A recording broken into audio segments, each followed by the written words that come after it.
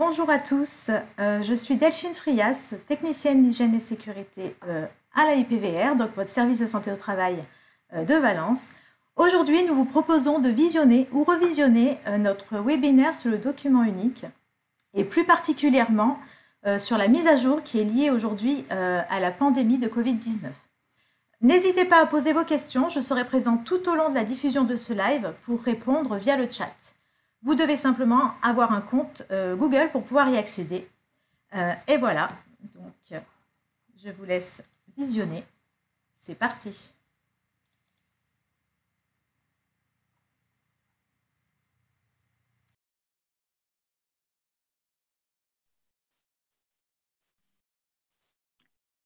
Eh bien, bonjour à tous. Bienvenue à ce webinaire consacré au document unique d'évaluation des risques professionnels et plus particulièrement à sa mise à jour imposée aujourd'hui par le Covid-19. Cette présentation sera faite aujourd'hui par Vincent Gibert. Bonjour à tous.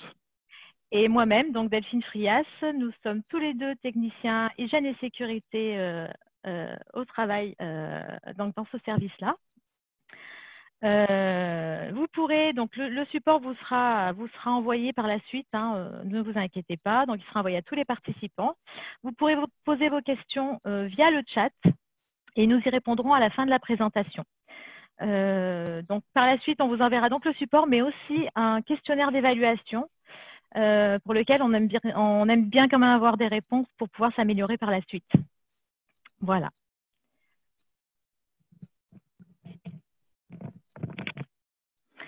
Donc, ce webinaire va aborder plusieurs points. Donc, on va d'abord voir le contexte actuel et la réglementation.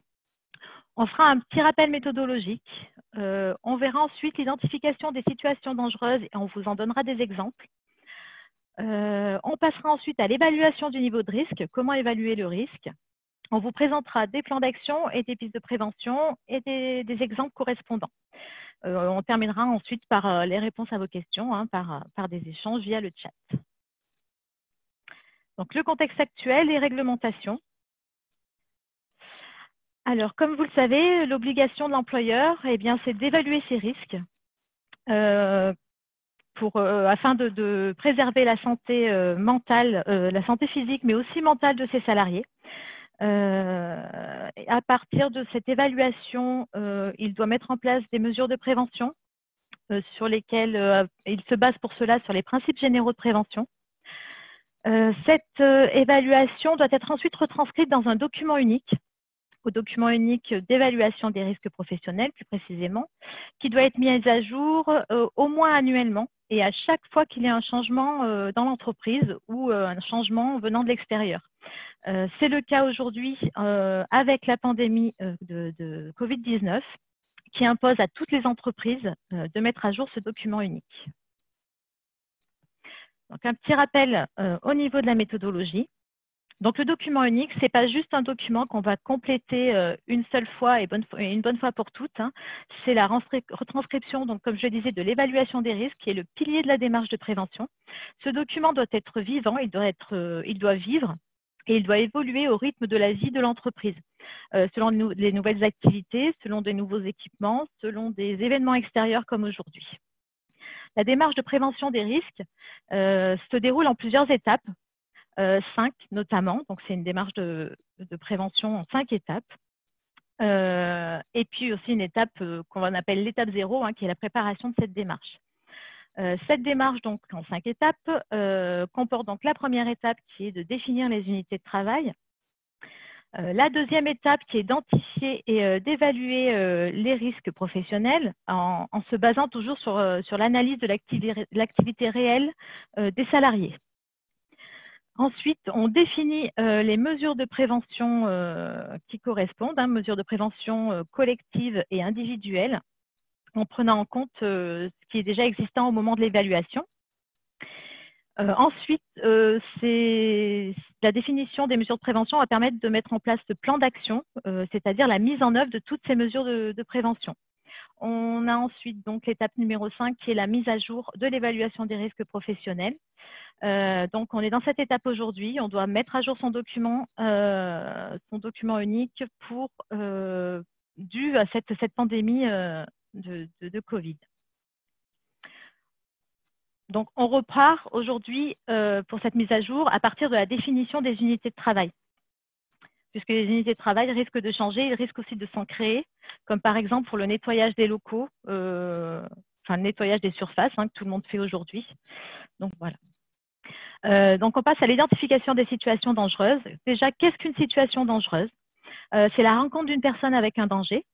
Donc, cette situation dangereuse peut générer des dommages plus ou moins graves si un événement déclencheur se présente. Ce dommage peut être évité ou limité avec des mesures de prévention, justement. La possibilité d'évitement, c'est ces mesures de prévention qu'on va mettre en place pour éviter ou limiter les dommages. Si je vous donne l'exemple du Covid-19, on peut avoir des situations dangereuses pour des personnes qui travaillent en open space, en espace partagé. La situation dangereuse, ça va être donc cette situation de travail, en espace partagé avec un salarié potentiellement contaminé et l'utilisation, par exemple, de matériel commun, c'est-à-dire, par exemple, une imprimante, qui va générer un dommage, peut-être la contamination de tous les autres salariés, de plusieurs autres salariés de l'open space. On aurait pu, dans ce cas-là, éviter la contamination des autres salariés par la mise en place de règles pour l'utilisation des mesures des appareils communs, avec du gel hydroalcoolique, par exemple, à disposition des salariés à proximité du matériel. Le télétravail aussi est une solution d'évitement. Voilà, plusieurs exemples. Donc, l'identification dangereuse, on a deux situations à prendre en compte aujourd'hui. Les situations de travail qui peuvent induire un risque de transmission du virus et les situations de travail à risque qui sont induites par le mode dégradé du travail aujourd'hui. Donc,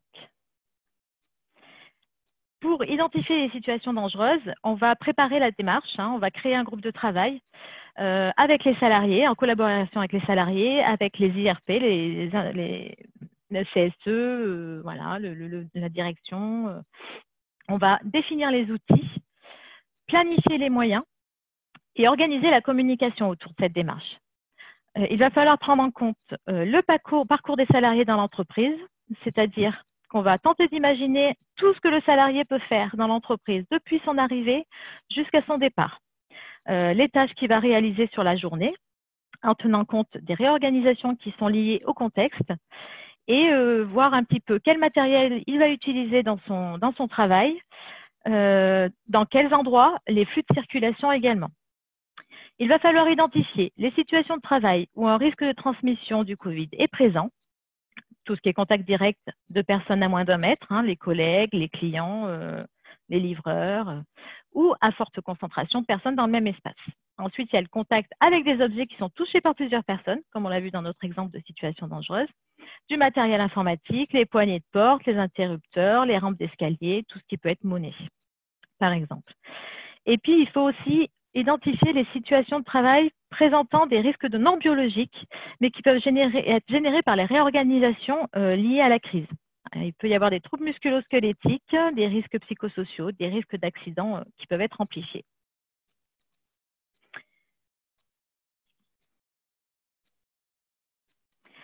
Donc, l'identification des risques, des situations dangereuses, toujours quelques exemples.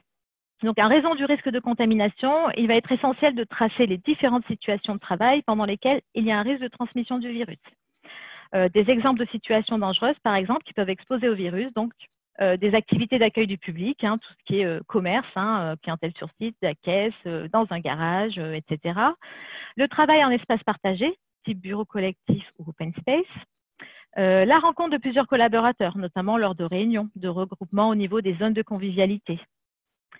L'utilisation commune des sanitaires, des vestiaires, d'équipements comme les fontaines à eau, les machines à café. Il y a aussi le contact avec les personnes qui sont externes à l'entreprise, lors de la réception des colis, de la visite d'un client, etc. Toutes ces situations-là. Les activités qui impliquent un contact direct avec des personnes potentiellement contaminées, les soins infirmiers, les soins à l'hôpital, les aides à domicile, etc. Il y a aussi les activités qui nécessitent le contact avec des surfaces potentiellement contaminées, notamment pour des activités comme les agents d'entretien, des activités de laboratoire, la gestion, la collecte, la gestion des déchets, comptoir d'accueil, tout ce type d'activités.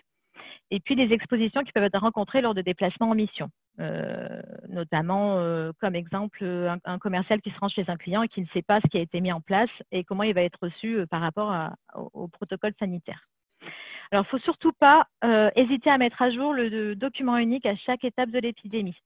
Est-ce que vous avez identifié des situations de travail dangereuses en lien avec le virus avant le confinement, celles qui ont été relevées pendant le confinement, et puis celles qui sont identifiées après le confinement. Et surtout, quand vous faites la mise à jour de votre DU, toujours garder la version précédente. Ne pas effacer la version que vous aviez avant, puisque l'évolution étant constante, voilà, il y a beaucoup de choses qui changent, donc gardez bien vos versions précédentes. Le risque, donc l'actuelle pandémie constitue une situation inédite et brutale, hein, qui a pu générer aussi des effets sur le plan, donc qui a pu générer des effets notamment sur le plan physique, mais aussi sur le plan psychologique, hein, des salariés, de tout le monde, des employeurs. Notamment dû à une modification de l'organisation du travail, ou comme par exemple lorsqu'il y avait du travail sur site, ou le travail sur site encore aujourd'hui, hein, qui est avec un travail en effectif réduit, avec une présence prolongée au poste de travail, des heures supplémentaires qui sont réalisées. Une charge de travail importante, ou à l'inverse, une sous-charge de travail peut également générer des risques psychosociaux, comme la grande autonomie ou au contraire un surcontrôle. Pour le personnel en contact avec du public, il y a aussi des violences qui peuvent être exacerbées par la situation d'épidémie et une incompréhension des fois face au protocole sanitaire mis en place dans l'entreprise, hein, le commerce ou autre. Certains salariés peuvent aussi exprimer des craintes quant à la pérennité de l'emploi de l'entreprise. La reprise d'activité elle-même a pu générer, et génère encore, puisqu'il y en a qui ont repris juste cette semaine, peut générer des craintes et donc des risques socio-organisationnels. Le télétravail aussi qui a été imposé et à temps plein, qui a parfois été mal vécu ou qui peut être mal vécu lorsque cela est prolongé sur la durée. Donc justement, pour ce qui est du télétravail, donc il a généré, comme je vous disais, il peut générer éventuellement des risques socio-organisationnels, hein, notamment liés à l'isolement, hein, qui est renforcé dans la situation actuelle. Des difficultés matérielles également, rencontrées par certains, hein, avec des technologies de la communication qui ne sont pas toujours maîtrisées, un caractère anxiogène de la situation qui aggrave les effets du risque.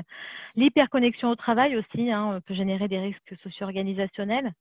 Tout ce qui est sur sollicitation par mail, la création de groupes d'échange, les visioconférences, toute cette hyperconnexion peut aussi générer peut aussi avoir un caractère anxiogène.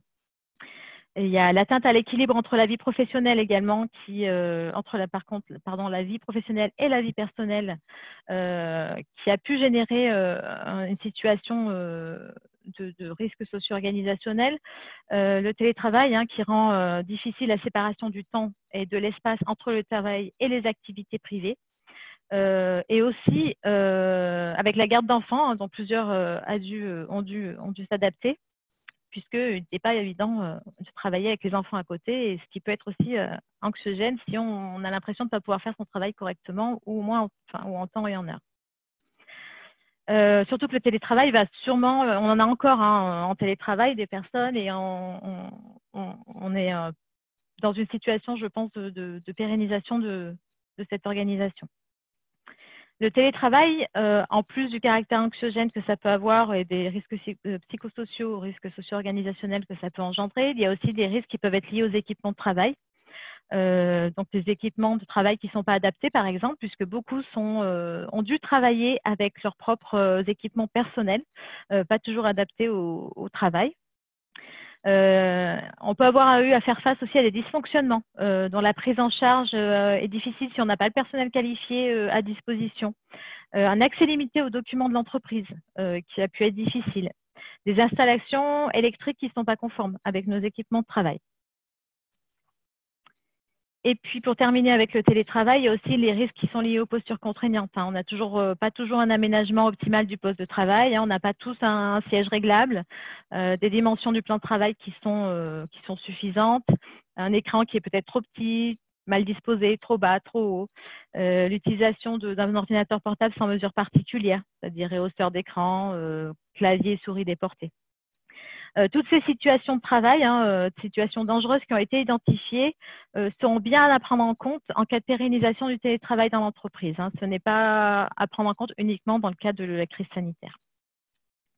Puisqu'on entend certaines entreprises aujourd'hui nous dire que le télétravail va être pérennisé, que finalement, c'est pas si mal que ça et que c'est une bonne idée de s'y mettre. Il y a aussi d'autres risques, dus au respect des règles sanitaires. Ça peut mener à l'apparition de situations dangereuses pour des risques qui étaient jusqu'alors maîtrisés dans l'entreprise. Par exemple, avec l'accès aux installations électriques par du personnel qui n'est pas habilité. Il n'y a personne pour s'en occuper, donc forcément, on s'y met et sans habilitation, parfois, ça peut avoir des répercussions assez graves. Pareil pour la conduite de chariot élévateur par du personnel qui n'est pas formé pour les mêmes raisons. Le port de charges lourdes qui est plus fréquente par manque de personnel. L'utilisation plus fréquente des savons aussi pour le lavage des mains qui peut mener à l'irritation, l'allergie, l'exposition à des perturbateurs endocriniens, à des CMR. L'utilisation régulière et trop fréquente de gel hydroalcoolique ou de désinfectant sur les mains, pareil, assèchement, par pénétration cutanée. L'utilisation régulière de nettoyants, de lingettes, de sprays, pareil, avec une exposition respiratoire et cutanée. Le manque d'équipement de protection individuelle. Aujourd'hui, c'est plus facile de s'en procurer, mais c'est vrai qu'au début du confinement, c'était compliqué d'avoir, par exemple, des masques. L'approvisionnement était compliqué. Et l'utilisation non adaptée des équipements de protection individuelle, notamment, par exemple, encore les masques, qui sont parfois pas portés correctement et pas mis correctement et pas retirés correctement. On va passer à l'évaluation du niveau de risque. Je vais donc laisser la parole à Vincent pour cette partie-là. Alors, donc, comme l'a expliqué Delphine, on passe à l'évaluation du niveau de risque. Donc, on a fait le point sur l'identification des situations dangereuses. Une fois qu'on a fait cette identification, l'objectif, la seconde étape, va être de recenser et de lister d'éventuels moyens de prévention qui sont déjà en place dans l'entreprise. D'où l'intérêt de faire l'évaluation des risques et le document unique en groupe de travail, parce qu'à plusieurs, on n'aura pas la même vision sur le travail des autres. Donc, c'est important de faire ça en groupe de travail. Donc, les moyens de prévention déjà en place dans le cadre du Covid, on peut citer par exemple les équipements de protection collective, comme les barrières, le marquage au sol pour la distanciation sociale par exemple, ou encore les équipements de protection individuelle, comme les masques, les gants, etc. On peut aussi citer, par exemple, en mesure de prévention, des mesures organisationnelles. Pour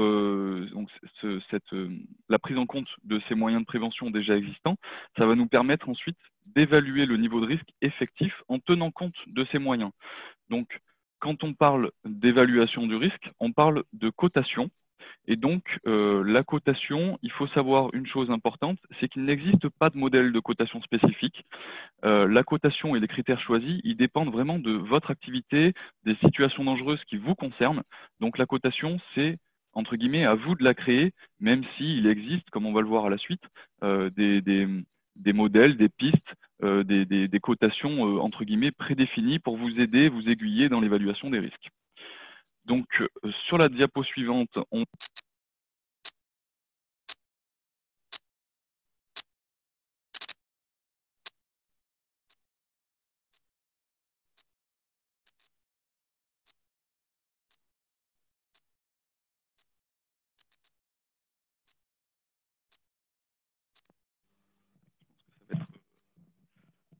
On m'entend bien, c'est bon? Ok. Donc notre échelle de cotation choisie sur notre document unique à l'IPVR comporte deux critères. Donc un critère de fréquence d'exposition à la situation dangereuse et un critère de gravité des dommages potentiels. avec du coup une échelle de cotation qui reprend ces deux critères et qui nous permet ensuite de définir des niveaux de priorité d'action. Donc là, nous, on avait choisi du coup 4 niveaux de priorité, du moins important au plus important, avec du coup la priorité des actions à engager, en fait, soit dans des plus brefs délais, soit on estime que ça peut attendre un petit peu. J'insiste sur le fait aussi qu'il faut bien définir les caractéristiques des critères que vous choisissez dans votre modèle de cotation, c'est-à-dire par rapport à la fréquence par exemple, il faut bien définir le niveau de fréquence d'exposition, par exemple une fois par an, une fois par semaine, une fois par mois, et ça va permettre justement de mieux affiner la cotation que vous allez affecter à telle ou telle situation dangereuse. Dans tous les cas, hein, n'oubliez pas que l'ensemble des risques doit être évalué, comme Delphine l'a expliqué. En tout cas, dans le cadre du Covid, ce qu'on peut dire, c'est que le niveau de gravité, par exemple, comme on le voit dans notre échelle, le niveau de gravité dans le cadre du Covid sera toujours noté 4, puisque le Covid peut entraîner la mort, comme on l'a vu, hein, voilà, on ne va pas le répéter. Donc ça nous permet de définir du coup des priorités assez importantes, en tout cas dans le cadre du Covid. Les pistes de prévention, les mesures de prévention sont à mettre en place dès que possible pour justement limiter un maximum les potentielles voies de contamination, etc., qu'on peut retrouver en entreprise. Donc sur la diapo suivante, on vous présente un petit exemple, un exemple d'identification d'une situation à risque, d'une situation de travail à risque. Donc, dans le cadre du Covid-19, on peut imaginer que vos salariés sont donc amenés à effectuer le nettoyage des parties communes, comme les vestiaires, la cuisine, les sanitaires, s'ils sont encore en service dans votre entreprise. Et on estime que le temps consacré à ces tâches serait de 2 heures par jour. Donc, le type de risque auquel vont faire face ces salariés correspond donc à des agents biologiques, et le dommage éventuel serait l'infection au Covid-19. Donc les moyens de prévention qu'on aurait éventuellement mis en place seraient des protocoles et modes opératoires spécifiques. Par exemple, on peut aussi imaginer le port obligatoire de PI, comme les gants, les masques, les lunettes, la blouse, effectivement, pour faire le nettoyage de telles installations. Il faut être protégé, puisqu'on va utiliser des produits chimiques, etc. Donc là, au niveau gravité, comme on parlait précédemment, comme j'ai expliqué, le Covid peut entraîner la mort, donc le niveau de gravité est donc noté 4, et le niveau de fréquence également noté 4, puisque là, les salariés réalisent le nettoyage tous les jours et 2 heures par jour. Donc, au niveau de la cotation, on se retrouve sur une note à 37. Alors, il faut savoir que cette note à 37, la cotation en elle-même, le résultat du croisement entre la gravité et la fréquence, résulte d'une formule que vous aurez définie. Cette formule, elle peut être simplement la multiplication entre le niveau de gravité et le niveau de fréquence, qui vous donnera 4 x 4 égale 16. Donc on pourrait être à 16. Nous, on a fait une autre formule, ce qui nous permet d'avoir du coup un niveau un petit peu plus élevé. Voilà, la formule, c'est vraiment, encore une fois, comme la cotation, c'est à vous de définir le critère. L'objectif, c'est vraiment de faire ressortir les situations à risque et donc du coup de prioriser les actions.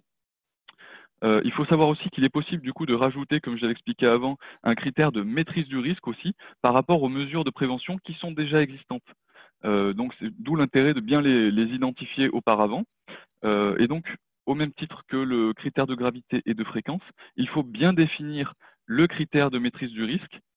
Comme on peut le voir dans le tableau à côté, on aurait une note 0 si on n'avait aucune mesure de prévention.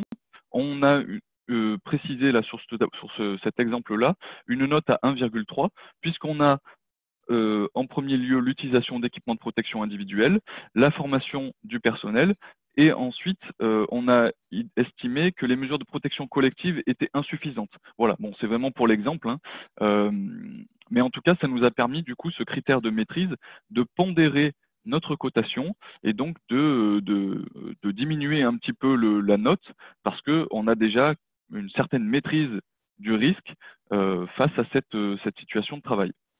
Voilà. On va passer maintenant à la partie du coup plan d'action et pistes de prévention.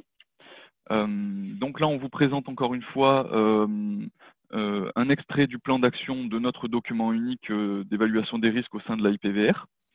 Donc, toutes les étapes réalisées en amont l'analyse du travail, l'identification des situations dangereuses, l'évaluation des risques et la cotation vont nous permettre du coup l'élaboration de ce plan d'action. Et la cotation obtenue lors de l'étape précédente va nous permettre justement de prioriser des mesures de prévention et donc de faire ressortir les actions prioritaires. Donc là, dans le cadre de notre exemple, comme on a vu dans notre grille de priorité avec le croisement de fréquence et de gravité, on est donc sur une priorité 1. En gros, il faudrait agir le plus rapidement possible.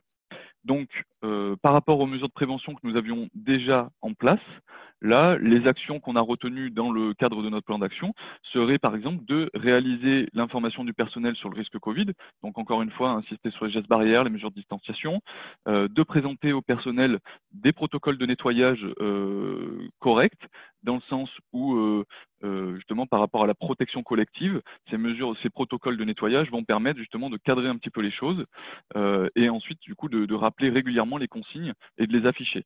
Et ensuite de former encore une fois le personnel à la mise en place et au port des masques et à leur retrait, comme l'a expliqué Delphine. On voit souvent que le masque il est porté moyennement bien parfois et puis des fois très bien. Hein, voilà. Hein. Il faut pas toujours être négatif. Par contre, le masque c'est quand même essentiel de bien le porter. Si vous le portez mal, il sert à rien. Ça peut même être plus dangereux de mal le porter parce que justement on se croirait protégé, on croirait qu'on protège nos collègues, mais alors pas du tout. Donc, notre plan d'action, il doit au moins, pardon, si tu peux revenir à la diapo précédente, Marion, s'il te plaît. Donc, notre plan d'action doit au moins quand même comporter certains éléments, notamment le descriptif précis de l'action à mettre en place. Là, comme on l'a expliqué, hein, on a bien précisé tout ce qu'on voulait mettre en action retenue et il faut bien le définir parce que là, bon, cette action-là, elle est prioritaire, donc on va tâcher de la réaliser tout de suite. Mais si c'est une action un petit peu moins prioritaire, qu'on va laisser durer un peu dans le temps, qu'on mettra en place plus tard pour les mesures de prévention, il faut bien définir parce que sinon on va oublier, on va plus se souvenir, le groupe de travail ne sera pas forcément toujours réuni. Donc, d'où l'intérêt de bien donner un descriptif précis de l'action à mettre en place, de nommer également un responsable de l'action et de préciser les délais de réalisation de l'action et les moyens alloués. Et toutes donc les étapes réalisées en amont vont nous permettre du coup de bien identifier les actions de prévention à mettre en place. Et si on a bien fait le plan d'action et l'évaluation des risques, les actions qu'on aura mises en place face aux risques identifiés seront cohérentes et auront du sens. Donc l'intérêt, c'est vraiment de bien définir le plan d'action, de bien mettre les actions en place au moment du plan d'action et pas quand on a déjà commencé à mettre en place ces actions-là, quoi. Donc on peut passer à la diapo suivante maintenant, merci Marion. Donc pour le plan d'action, pour la mise en place de ces mesures de prévention, il y a donc plusieurs axes possibles pour agir. On peut agir du coup sur les moyens matériels, comme on l'a vu avec les EPI, les EPC, l'organisation du travail, sur des protocoles, des modes opératoires, comme on l'a vu aussi dans nos exemples, ou sur les moyens de communication, d'information, de formation. À savoir quand même, il faut bien appuyer là-dessus, il faut penser aux principes généraux de prévention. Et conformément à ces principes-là, on pense avant tout protection collective avant protection individuelle. C'est la base de la prévention, c'est inscrit sur le code du travail, c'est vraiment la culture qu'on doit mettre en place quand on se lance dans une démarche d'évaluation des risques et de mise en place du document unique ou de mise à jour. Il faut s'assurer éventuellement, et même pas éventuellement, il faut s'assurer complètement que les mesures de prévention qu'on va mettre en place ne vont pas générer de nouveaux risques, notamment là dans le cadre, comme on expliquait, du télétravail. Il faut vraiment pas que ça génère de nouveaux risques. Là, on parle aussi beaucoup de nettoyage de surface, de désinfection, etc. On utilise des produits chimiques, donc il faut être équipé. Il ne faut pas avoir de nouveaux problèmes qu'on n'aurait pas identifiés en amont. Donc bien réfléchir à ces mesures de prévention quand même. Et ensuite, pour qu'elles soient efficaces, il faut vraiment communiquer. La communication, c'est la base de tout. Communiquer sur ces mesures de prévention à l'ensemble des salariés pour qu'elles soient connues, comprises et appliquées. Et ensuite, avec un petit retour d'expérience après la mise en place de ces mesures de prévention, vous pouvez éventuellement réajuster si besoin et toujours en vérifiant la bonne mise en œuvre de ces mesures. Parce que c'est vrai que des fois on met des choses en place et puis on se rend compte que c'est pas utilisé, c'est pas efficace, ça correspond pas tout à fait à ce qu'on voulait. Donc n'hésitez pas à réajuster vos mesures de prévention, même une fois que vous les avez mises en place, toujours en mettant à jour votre document unique, votre plan d'action, et en gardant un historique de ce que vous aviez fait, de ce qui n'allait pas, et pourquoi ça n'allait pas aussi. Voilà. Donc, passons à la diapo suivante maintenant. Là, on va vous donner donc quelques exemples de pistes de prévention par rapport notamment du coup au risque biologique. Donc, cette crise du Covid-19 en fait a permis de générer de nombreux documents qui proviennent du gouvernement, des branches professionnelles, du ministère de la Santé, du ministère du Travail, pour vous aiguiller, vous guider concernant les gestes barrières, l'hygiène générale des locaux, le lavage des mains, etc. Donc les pistes présentées là à l'écran ne sont bien sûr pas exhaustives et ne seront peut-être pas du tout adaptées à votre activité, à vos risques. Donc c'est pour ça que là c'est vraiment des exemples et c'est pour voilà ouvrir les idées, voilà, vous donner des idées en tout cas pour la mise en place de mesures face aux risques biologiques. Donc c'est très général, hein, comme par exemple on a pu voir après le confinement, il a fallu voilà reprendre son activité pour ceux qui l'avaient arrêté. Donc il fallait organiser justement cette reprise d'activité après confinement en tenant compte bien sûr des dernières recommandations gouvernementales, mais aussi informer et former vos salariés sur le risque coronavirus par rapport à la propagation et sur les différentes protections à mettre en place et comment bien les utiliser. Pareil, hein, comme le télétravail a été la clé pendant le confinement et encore aujourd'hui, mettre en place une organisation pour les entreprises qui n'avaient pas cette pratique de télétravail à la base. Voilà, il faut arriver à justement mettre en place une organisation pour tous les postes qui le permettent. Mais une organisation, ça ne veut pas juste dire un tel va en télétravail. C'est telle personne va en télétravail. OK. Pourquoi, comment, quand, voilà, vraiment mettre une organisation et les moyens en face. Ensuite, on peut imaginer des mesures de prévention plus généralistes, comme voilà, le rappel et les informations aux salariés sur les règles à respecter, par de la communication, de l'affichage. Voilà. Au quotidien, rappeler les règles, ça fait pas de mal et justement, ça permet de bien se rappeler que le virus est toujours là. Et qu'il ne faut pas non plus baisser la garde, hein. On voit aujourd'hui que ça repart un petit peu à la hausse. Donc bon, il faut aussi rester méfiant sur ce qu'on peut entendre à la télé, etc. Mais en tout cas, le virus est toujours là. Ça, c'est pas une information qu'on entend à la télé, hein. On le sait, le virus est toujours là. Donc, rappelez les gestes barrières à l'entrée et les afficher dans tout le bâtiment, dans toute votre entreprise, dans les points stratégiques. Ça, c'est une très bonne action de prévention, en tout cas face au risque Covid. On peut parler aussi de protocoles, par exemple, à mettre en place dans le cas d'une contamination Covid dans votre entreprise. Si vous avez un protocole en place, il y aura peut-être moins de craintes, de problèmes, justement, le jour où vous allez vous rendre compte qu'il y a un cas Covid dans votre entreprise. Vous serez préparé, du coup. Par exemple, encore une fois, on peut citer aussi, on en a beaucoup parlé, l'aération des locaux. L'aération des locaux dans le cadre du risque sanitaire, c'est très important. Ça permet de renouveler l'air, ça permet d'avoir un air neuf et donc de diminuer encore une fois la potentialité d'une survenue d'un cas de Covid ou de contamination en interne. Voilà, donc ça c'est vraiment des exemples de pistes de prévention pour le risque biologique. Et encore une fois, je vous le rappelle, ces mesures de prévention ne sont que des exemples et ne correspondront peut-être pas à votre activité. Vous pouvez sûrement trouver d'autres choses qui vous correspondront plus. Ensuite, on va parler donc, comme Delphine a expliqué, pendant le confinement, on a eu aussi donc des situations dangereuses par rapport aux risques psychosociaux, aux risques socio-organisationnels.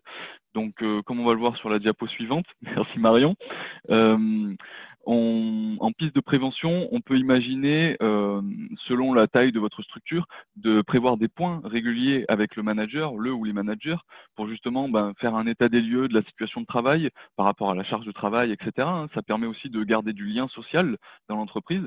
On peut aussi imaginer de redéfinir les horaires de travail en les adaptant, si possible, aux contraintes personnelles, etc. Mais le maintien du collectif, c'est très important, comme je l'expliquais, pour éviter l'isolement des salariés, parce que tout le monde aujourd'hui n'a pas la même sensibilité face à ce virus, face à ces situations sanitaires qu'on n'a jamais connues, ou en tout cas pas de nos générations. Donc l'isolement des salariés, des fois, on ne se rend pas compte, mais on va avoir quelques salariés qui vont moins parler, vont moins se mettre en avant, on va moins les voir. Et donc, il ne faut pas aller jusqu'à cette rupture. Il faut vraiment essayer de garder le collectif, de rassurer les collaborateurs sur la gestion du travail, sur la charge de travail, etc. Le travail, il est toujours là, on doit toujours travailler, hein. Donc, mais l'objectif, c'est de le faire dans des bonnes conditions sanitaires, dans des bonnes conditions aussi voilà, physiques et mentales. Dans certaines entreprises, on a vu aussi que une cellule d'aide psychologique a été mise en place par rapport voilà, au fait qu'il y ait beaucoup de salariés ou autre, hein, mais une cellule d'aide psychologique, des fois, ça peut permettre à des salariés de peut-être plus délier la langue et du coup de mettre plus des mots sur leurs ressentis, leurs sentiments par rapport à ce risque sanitaire, hein. Et donc, ça permet encore une fois d'éviter la rupture du collectif. Voilà. On peut aussi parler donc dans les mesures de prévention, on pourrait respecter les horaires de travail pour tous, parce qu'effectivement, quand on est en télétravail, on ne sait pas ce que le collègue fait chez lui, on peut avoir l'impression d'avoir une charge de travail énorme, et ça peut engendrer du stress, ça peut engendrer aussi un climat social délétère, hein. Donc, il faut faire attention aussi au climat social, en tout cas pour le risque socio-organisationnel, c'est la clé, hein. Et pour justement éviter encore une fois cette rupture et ce climat social un petit peu particulier, l'organisation de réunions téléphoniques ou de visioconférences quand on est toute l'entreprise en télétravail ou certains membres. S'il y a des gens enfin des salariés qui sont dans l'entreprise et d'autres chez eux, il ne faut pas faire qu'une réunion avec les personnes présentes. Il faut aussi inclure ceux qui sont à la maison parce qu'ils gardent des enfants, etc. Tout le monde travaille ensemble dans un collectif, dans une équipe. Donc il faut vraiment faire en sorte de ne pas faire une rupture justement du collectif. Voilà.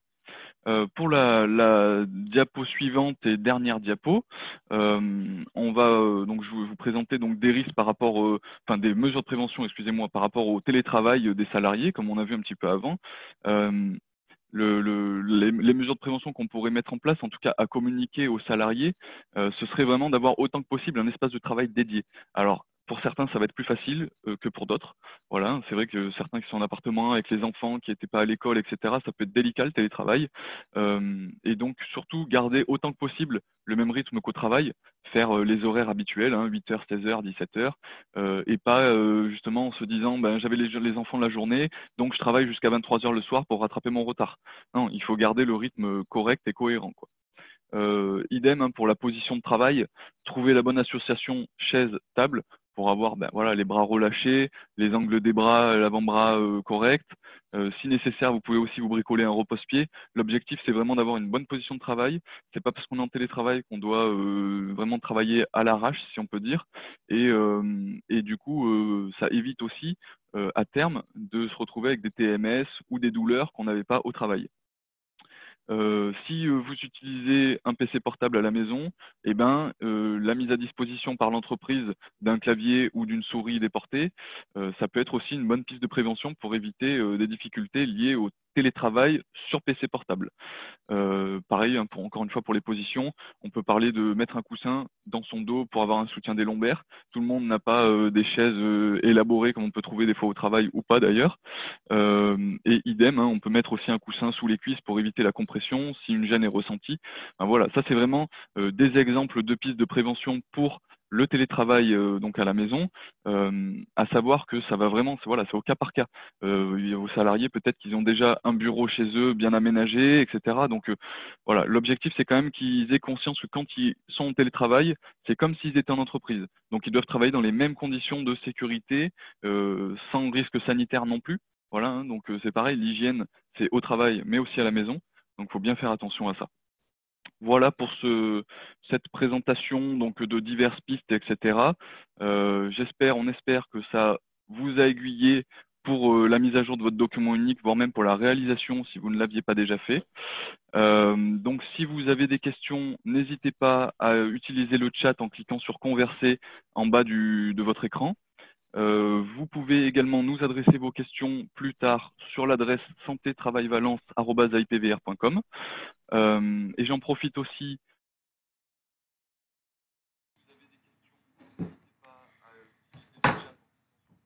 Voilà, donc ce live est maintenant terminé. Donc, si vous avez des questions par la suite qui vous viendraient, n'hésitez pas à nous contacter par mail à l'adresse santé-travail-valence@ipvr.com. Nous ferons un plaisir de vous répondre